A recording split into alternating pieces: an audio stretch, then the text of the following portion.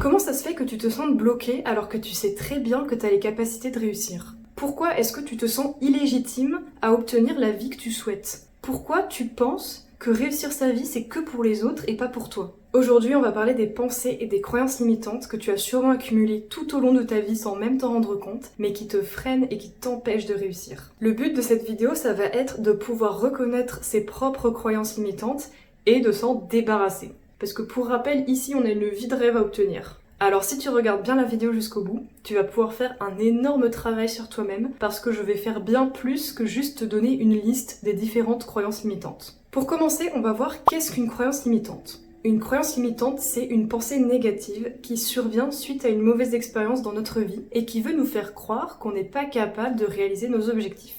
Mais d'où elles viennent ces croyances limitantes? Comment on en arrive à penser qu'on n'est pas capable de réaliser quoi que ce soit dans notre vie? Souvent ça vient d'un manque de confiance en soi et surtout une volonté du cerveau de ne pas vouloir répéter les mêmes erreurs. Parce que notre cerveau, il déteste l'imprévu, il déteste l'inconnu et il a horreur d'être confronté à l'inconfort de l'échec. Donc du coup, il se braque. Tu vois les pensées comme « T'es sûr que tu veux recommencer ça parce que la dernière fois que tu l'as fait, tu t'es complètement foiré et tout le monde s'est foutu de ta gueule ». Ou encore « T'es sûr que tu veux essayer ça parce que un tel il a essayé et il s'est complètement foiré ». Eh bien, à force de te les répéter, ça va devenir ta norme. Et là, tu commences à voir où est le problème. C'est que ta norme, ça va devenir du négatif. Et le gros problème de ces croyances, c'est qu'elles vont finir par réellement te faire croire que tu n'es pas capable de réaliser des choses. Du coup, tu vas rester dans ton quotidien bien tranquille et tu vas jamais rien tenter de nouveau parce que tu vas avoir tellement peur d'échouer que ça renforce cette idée que tu n'es pas capable de réaliser des choses, que tu vas jamais rien essayer de nouveau.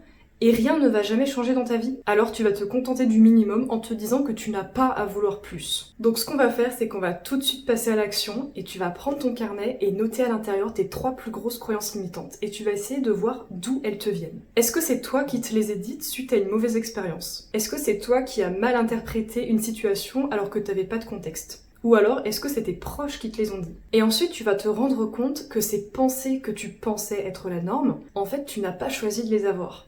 C'est des éléments extérieurs ou des personnes qui te les ont induites. Ce qui veut dire que tu peux avoir une incidence sur ces pensées et retourner la situation. Je vais te donner mes 3 plus grosses croyances limitantes et comment j'ai réussi à les tourner à mon avantage. Première croyance limitante. Si je ne suis pas capable de faire comme tout le monde, je suis faible. Cette pensée-là, elle me vient du fait qu'en primaire et en 6e, 5e, j'avais des super bons résultats à l'école et en 4e, il y a une marche que j'ai pas réussi à prendre et mes résultats, ils ont chuté. Je suis passée de 17 de moyenne à 11 de moyenne en seconde. Et le pire, c'est que même avec 11 de moyenne, j'étais la dernière de ma classe. Oui, c'était une classe un peu particulière avec que des bons élèves. Mais du coup, ça m'a confortée dans cette idée que j'étais incapable et que j'étais nulle, alors que 11 de moyenne, c'est pas une si mauvaise moyenne que ça. Et depuis la 4e, on m'a toujours proposé un tiers-temps parce que j'arrivais jamais à finir mes contrôles, sauf que moi, j'en ai jamais voulu, parce que de 1, je suis hyper têtue, et de 2, je me disais que pour avoir mon vrai niveau, il fallait que je fasse l'examen dans les mêmes conditions que tout le monde. Sauf qu'en fait, ce que je savais pas, c'est que j'avais des difficultés d'apprentissage et elles se sont vraiment révélées au moment de la 4e. Et au final, tout ce que j'ai fait, c'est me mettre des bâtons dans les roues en ayant cette croyance que si je pouvais pas réussir comme tout le monde, c'est que j'étais nulle. Donc cette croyance, elle me vient du fait que j'ai vu mes résultats chuter en 1 an, sans raison apparente, et que si j'arrivais pas à retrouver mon ancien niveau, c'est que j'étais complètement incapable. Et le moment qui m'a fait tilt, c'est en licence 3. Oui, je suis restée aussi longtemps en difficulté. Quand ma médecin de la fac m'a dit « Mais si tu veux qu'on évalue ton vrai niveau, comment est-ce que tu veux qu'on y arrive si tu n'arrives pas à finir l'examen ?» Et là, grosse claque quoi. J'ai vraiment fini par réaliser que peu importe le temps que je mettais pour faire une épreuve, l'important c'était que je la finisse pour qu'on puisse vraiment évaluer mon niveau. Ensuite, deuxième croyance limitante. Je n'ai besoin de personne pour réussir. Celle-là, elle est énorme. L'éternelle, je me suis faite toute seule. Sauf que non, personne ne se fait tout seul. Et tiens, c'est cadeau si t'avais cette croyance limitante-là. J'ai longtemps cru que je pouvais surpasser mes difficultés seule en me laissant du temps et en investissant beaucoup d'énergie. Sauf que spoiler, l'énergie, on n'en a pas en illimité. Donc n'aie pas honte de demander de l'aide ou même d'en recevoir sans que tu l'aies demandé. Et ne te demande pas pourquoi les gens t'aident. Juste accepte-le. Tu verras qu'en fait les gens ils sont juste contents de pouvoir t'aider quand ils le peuvent. Mais si tu sens qu'une personne t'aide pour obtenir quelque chose en retour, eh bien cette personne-là tu lui dois absolument rien. Et c'est tant pis pour elle. Troisième croyance limitante. Je ne pourrai jamais réussir ma vie et être épanouie à la fois. C'est un peu triste quand même. Si j'ai eu cette croyance limitante et que je l'ai encore un petit peu aujourd'hui, c'est parce que mon plus gros frein dans la vie, c'est la santé. Et vu que j'ai eu pas mal de mauvaises expériences à cause de ma santé, j'ai un petit peu du mal aujourd'hui à m'imaginer heureuse, épanouie, tout en ayant trouvé une vie qui me correspond. Et c'est pour ça que j'essaie de reconstruire ma propre voie de zéro. C'est parce que j'ai conscience de mes faiblesses, j'ai aussi conscience de mes avantages, et j'hésite pas aujourd'hui à m'en servir pour compenser mes problèmes de santé. Maintenant que tu as identifié tes croyances limitantes et d'où elles te viennent, ce qu'on va faire, c'est qu'on va reprogrammer son cerveau. Ouais, ça fait un petit peu bizarre dit comme ça, mais crois-moi, c'est possible. Et pour ça, on va se répéter des phrases positives. Et même si au début tu trouves ça débile ou que tu penses pas un mot de ce que tu dis, tu vas voir qu'au fur et à mesure de te les répéter, ça va devenir ta nouvelle norme. Et tu vas finir par accepter. Par exemple, tu peux te répéter des phrases comme « Ma vie de rêve existe et je peux l'atteindre. Je suis capable de réussir. J'ai le droit d'exister. J'ai le droit d'être heureuse. J'ai envie d'avoir la meilleure vie possible. Je n'ai pas à mériter d'avoir la vie que je veux. Je connais mes valeurs et mon potentiel. Je ne tolère plus de subir ma vie. J'ai le droit de réussir à ma manière. Demander de l'aide est une force et non une faiblesse. » Donc ça, c'est un exemple de phrase. Tu peux essayer de chercher tes propres phrases sur Pinterest et de les ajouter à cette liste. Tu vas noter dans ton carnet toutes les phrases que tu dois te répéter pour reprogrammer ton cerveau. La réalité, c'est qu'une grosse partie de ce qu'on pense est induite par notre environnement et par des personnes extérieures. Sauf que la plupart du temps, les gens ils nous connaissent pas, ou alors ils ont des mauvaises intentions parce qu'ils ont pas confiance en eux, ou ils ne font que répéter des choses qu'ils ont entendues quelque part. Si t'as grandi comme ça dans un milieu avec des personnes qui sont négatives, voire même qui te voulaient du mal, et que maintenant t'es rempli de croyances qui sont négatives, sache que c'est pas du tout ta faute. Ce sont eux qui ont façonné ta manière de penser de cette façon-là. Et ça, t'y peux rien parce que quand tu te construis, quand tu apprends comment le monde fonctionne, tu prends exemple sur ta famille et sur les gens qui sont autour de toi, c'est normal. Et si ces gens-là sont négatifs, ta vision du monde va avoir tendance à être aussi négative.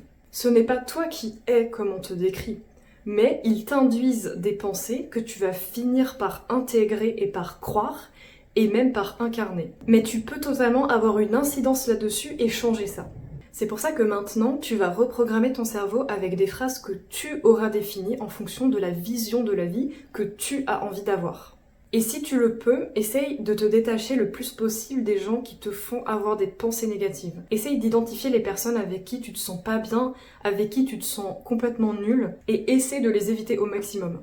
Et si tu penses que tu as confiance en toi, mais qu'à la moindre contrainte, tu es totalement détruite, c'est pas de la confiance, c'est de l'arrogance. La vraie confiance, c'est de savoir que si on échoue, on est capable de rebondir. C'est pas de se dire qu'on va réussir à chaque fois. Mais bref, je vais pas trop m'étaler là-dessus parce qu'il va y avoir une vidéo qui va être entièrement consacrée à la confiance en soi et au charisme. On arrive à la fin de cette vidéo, j'espère vraiment que ça t'aura aidé à identifier les croyances qui t'empêchent d'avancer et surtout de déculpabiliser sur le fait que ces croyances-là, c'est pas de ta faute si tu les as.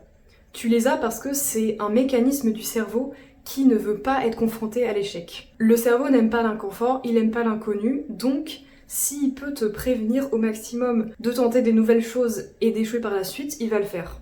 Toi, ce qu'il faut que tu fasses, c'est que tu ailles à l'encontre de ton cerveau, à l'encontre de ce confort qu'il te donne en ne changeant rien dans ta vie. Il faut que tu essayes des choses, il faut que tu essayes, et si jamais tu n'y arrives pas, c'est pas grave, tu sauras rebondir derrière.